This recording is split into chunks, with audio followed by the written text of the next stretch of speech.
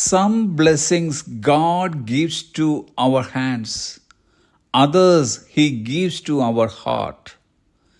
ചില അനുഗ്രഹങ്ങൾ ദൈവം നമ്മുടെ കൈകളിൽ നൽകുന്നു, മറ്റ് ചിലത് അവിടുന്ന് നമ്മുടെ ഹൃദയത്തിൽ നൽകുന്നു. പലപ്പോഴും നമ്മുടെ കൈകളിൽ കിട്ടുന്ന അനുഗ്രഹങ്ങളെ മാത്രം നാം വിലപ്പെട്ടതായി കാണുന്നുള്ളൂ. അതിന് മാത്രം നാം ദൈവത്തിന് നന്ദിയുള്ളവരായിരിക്കുന്നു. എന്നാൽ ദൈവം നമ്മുടെ ഹൃദയത്തിൽ നൽകുന്ന അനുഗ്രഹങ്ങളെ നാം വിലമതിക്കാതെ പോകരുത്. യേശു കർത്താവ് 5 അപ്പത്തെയും 2 മീനെയും അനുഗ്രഹിച്ച് 5000-ലധികം പേരുടെ കയ്യിലെത്തിച്ചു.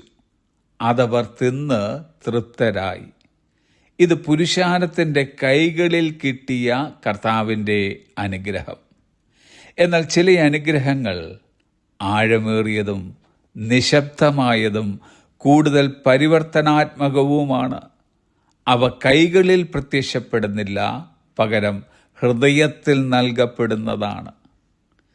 കാരാഗ്രഹത്തിൽ പൗലോസിന് ഭൗതികമായ ഒരു ആശ്വാസവും കിട്ടിയിരുന്നില്ല. പക്ഷേ അദ്ദേഹത്തിൻ്റെ ഹൃദയത്തിൽ ദൈവിക ശക്തിയും സംതൃപ്തിയും സന്തോഷവും അചഞ്ചലമായ വിശ്വാസവും കിട്ടിയിരുന്നു. അതുകൊണ്ടാണ് പൗലോസ് ഇങ്ങനെ പൊതുസമൂഹത്തിനായി വിളിച്ചു പറഞ്ഞത്.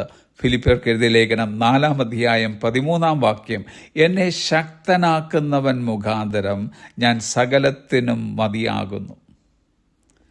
നാം ഇന്ന് ബലത്തോടെ ആയിരിക്കുന്നത് പ്രശ്നങ്ങളില്ലാഞ്ഞിട്ടല്ല, സമൃദ്ധി ഉണ്ടായിട്ടുമല്ല, പകരം കർത്താവ് നമ്മുടെ ഹൃദയത്തിൽ അവിടുത്തെ സമാധാനം, പ്രത്യാശ, സന്തോഷം, സ്നേഹം, സംതൃപ്തി, വിശ്വാസം, ശക്തി, നടത്തിപ്പ് എന്നിവ നൽകിയിരിക്കുന്നത് കൊണ്ടാണ്.